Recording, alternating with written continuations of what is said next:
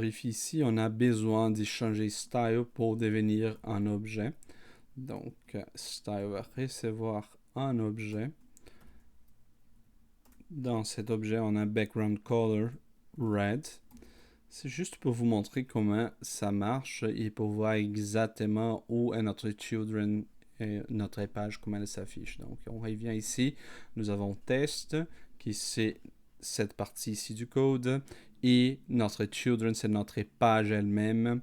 Donc, avec un background red. Si on change les contenus de notre page home, par exemple, et on met la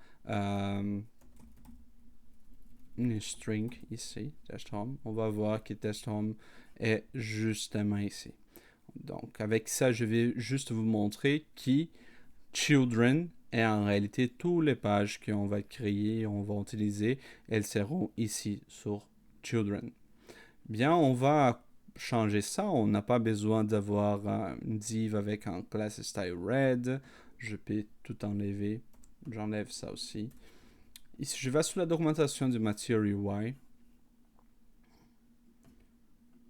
Je clique sur Docs, Material UI. Je peux y aller sur Components. Il y aura un composant pour faire notre header qui s'appelle AppBar. Je clique sur AppBar.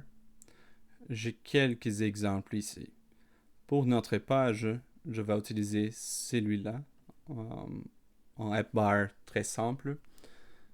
Juste avec un menu responsive de page, c'est bon pour nous. Pour cet exemple, vous pouvez prendre quelques d'autres exemples ici pour votre projet. Je vais prendre celui-là. Donc, je clique ici et on a tous les codes pour cette menu.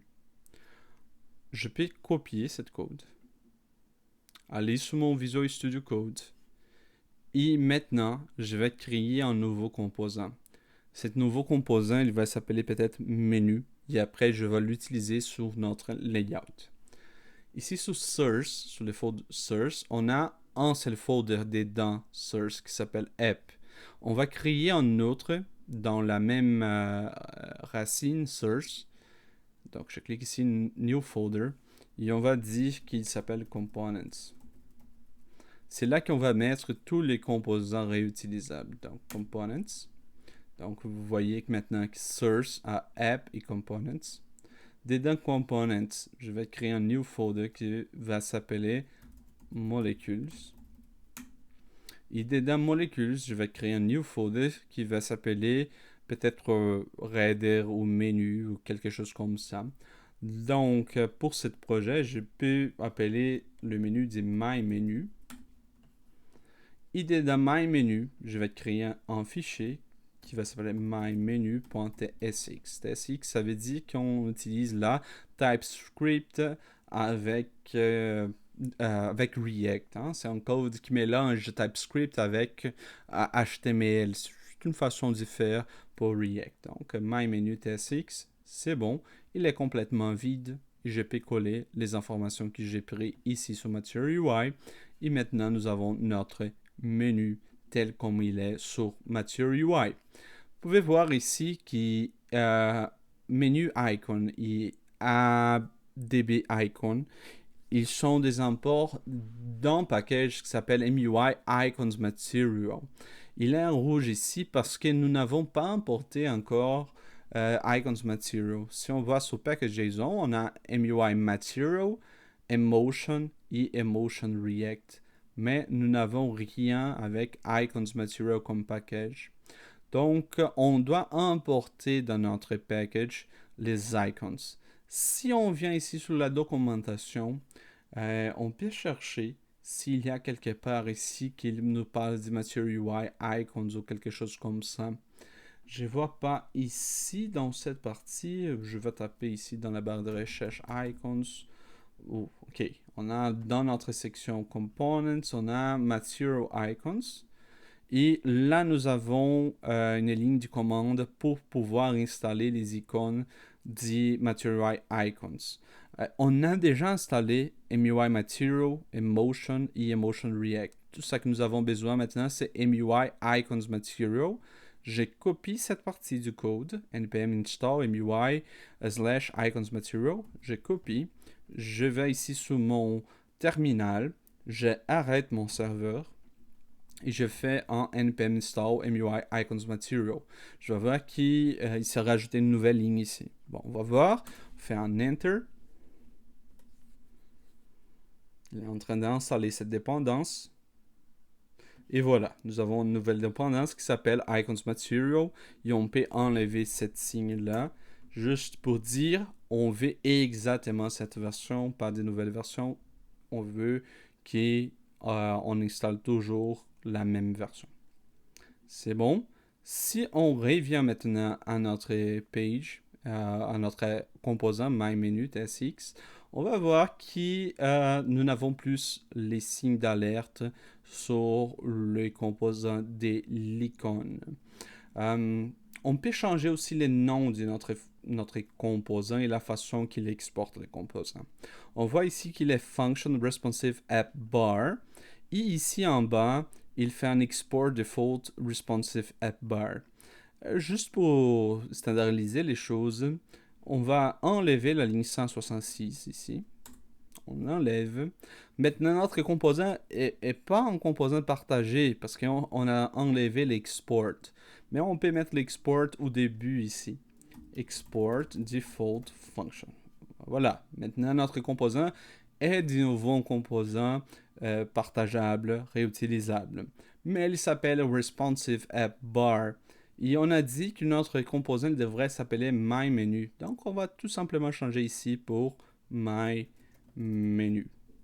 Voilà, nous avons un composant réutilisable qui s'appelle MyMenu avec les mêmes layouts. Si on revient ici, avec les mêmes layouts qu'on a, peut-être c'était celui-là qu'on a copié. Ben, peut-être c'est celui-là. Et on va l'utiliser sur notre layout. Donc, MyMenu est le nom de composant. Si on va sur Layout SX, comme ici, nous avons notre body avec les children. On veut avoir notre menu avant les children qui sont les composants justement de nos pages. Donc, avant les pages, on va avoir notre composant. Et on peut dire ici que c'est My Menu. Je fais un Enter, il a déjà importé les bons composants. Donc, il vient sur Components, Molecules, MyMenu et Menu.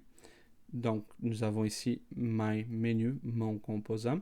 Je vais juste séparer le menu des autres composants, peut-être avec une edif. On va voir après qu'on peut mettre les menus sur une autre partie de notre système. Pour le moment, on va faire comme ça. Donc, MyMenu, div children qui seront les autres pages. Ici, on revient à Google Chrome.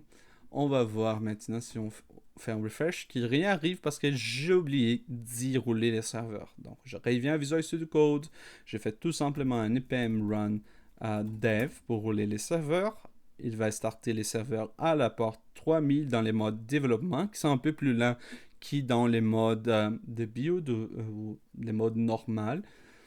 Parce qu'il va faire un refresh tout le temps qu'on change quelque chose sans avoir besoin de restarter ou rerouler les serveurs.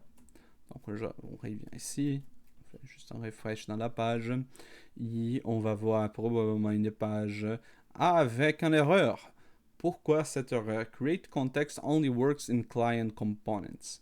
Bien, Material UI, il a des fonctions TypeScript ou des fonctions React, en meilleur disant, qui utilisent des codes qui est roulé seulement dans le côté client.